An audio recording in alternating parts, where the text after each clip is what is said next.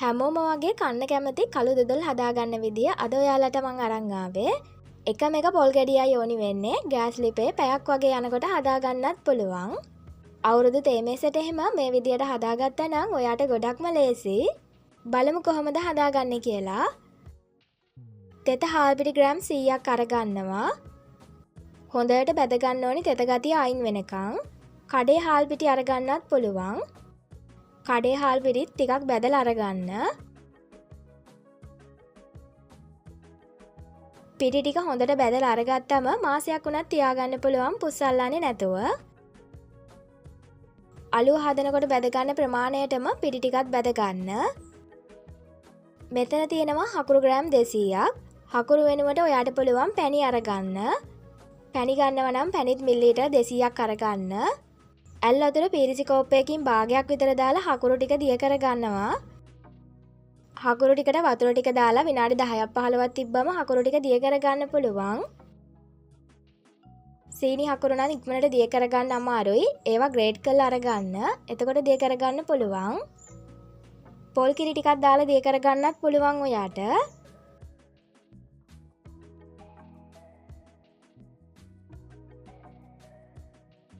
හකුරු ටික දිය කරගත්තට පස්සේ සීනි ග්‍රෑම් 50ක් අරගන්නවා. සීනි ටික ටිකක් තද පාටක් එනකන් කැරමල් කරගන්න.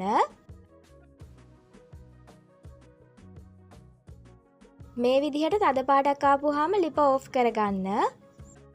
දැන් මම පොල් කිරි ටික එකතු කරගන්නවා. දර ලිපේ හදනවා නම් ලිපෙන් අයින් කරලා පොල් කිරි ටික එකතු කරගන්න. පොල් කිරි ටික මිරික ගන්නකොට ගොඩාක් වතුර එකතු කරගන්නේ නැතුව උපරිම කිරි අරගන්න බලන්න අඩු වතුර ප්‍රමාණයක් දාලා. ගොඩක් වතුර එකතු කරගත්තොත් ගොඩක් වෙලා හැඳි ගන්න වෙනවා. ඒ හින්දා මම දෙපාරක් මිරිකලා අරගත්තේ. බෙන්ඩර් එකට දාලා පොඩ්ඩක් අඹරලා ගත්තමත් හොඳට කිරි ටික අරගන්න පුළුවන්. බැදගත්ත පිටි ටිකත් එකතු කරගන්න. ලුණු තේ හැඳි භාගයකුත් එකතු කරගන්න. පිටිවල තියෙන කැට ගතිය නැති වෙනකන් හොඳට කලවම් කරගන්න. තවම මම ලිප ඔන් කරලා නැහැ. පිටිවල කැට ගතිය නැති වුණාට පස්සේ ලිප ඔන් කරගන්නේ. දැන් දිගටම හැඳි ගන්න ඕනේ.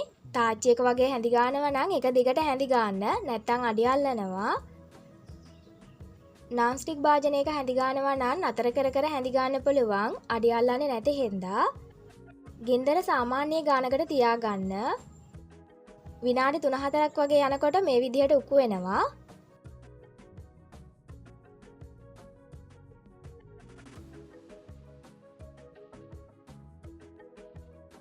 මෙන්න මේ විදිහට ලොකු බුබුලු දාගෙන එනකොට දිය කරගත්ත හකුරු ටික එකතු කරගන්න.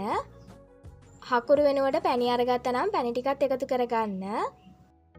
සීනි පැණි හදාගන්නත් පුළුවන් සීනි උණු කරලා.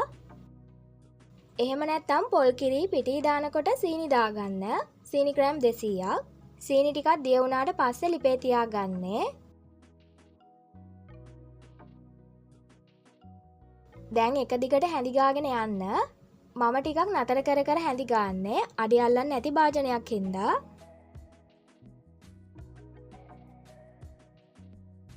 පොල් අරගන්නකොට හොඳට පැහුණු පොල් ගෙඩියක් අරගන්න. එතකොට තමයි දොඩොල් එක හොඳ රසට හදාගන්න පුළුවන් වෙන්නේ.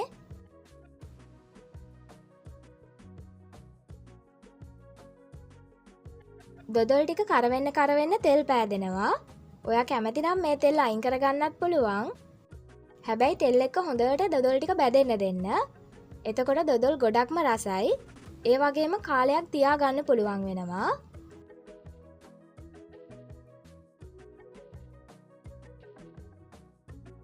ඔයාලට පේනවා ඇති දැන් පාට ටික ටික වෙනස් වීගෙන එනවා. දොඩොල කරවෙන්න ප්‍රමාණයත් අඩු වෙනවා. සේරම ටික එකට ගන්න පුළුවන් පදමට ඇවිල්ලා කියන්නේ දොඩොලේ පදම හරි. මේ ගාන තියෙද්දිත් ලිපෙන් අයින් කරගන්න පුළුවන්. හැබැයි කළු දොඩොල් හදනවා නම් මීට වඩා තද පාටක් එනකන් තියාගෙන ඉන්න ඕනි.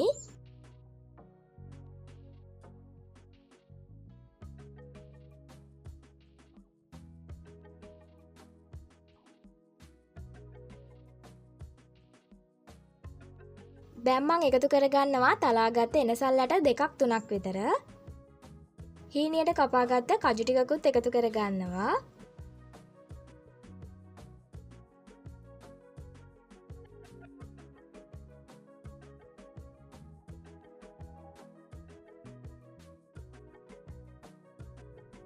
පැයක් වගේ යනකොට ගෑස් ලිපේ නම් ඔයාට හදාගන්න පුළුවන් මේ දොඩොල් ටික.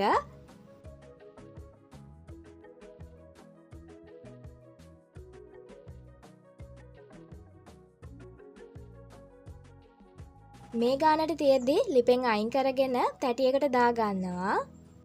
තැටියට දානකොට සේරම ටික මේ වගේ එක ගුලියට වැටෙන්නේ.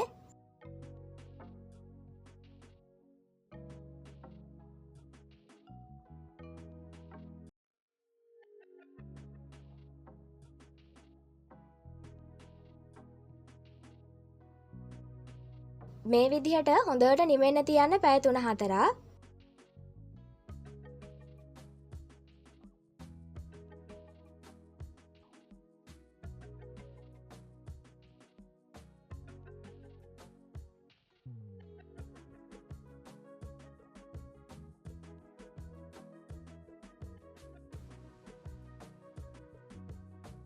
නිමුණට පස්සේ ලේසියෙන්ම කෑලි ටික කපා ගන්න පුළුවන්. එකම එක පොල් ගෙඩියක් තියෙනවා නම් ආසාවට කන්න දොඩොල් මේ විදියට හදා ගන්න පුළුවන්.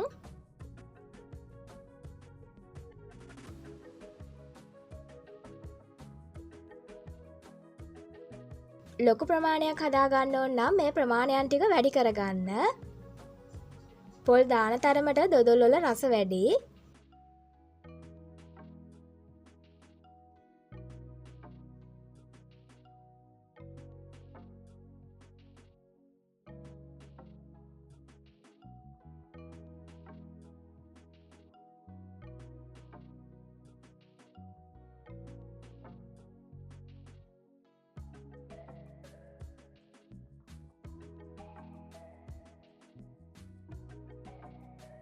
දොඩොල් කන්න ආසාවෙන් හිටියනම් ඔයාට මේ විදියට හදලා බලන්න පුළුවන්. අදට ගිහිල්ලා එන්නම්. සුබ දවසක් ඔයාලට.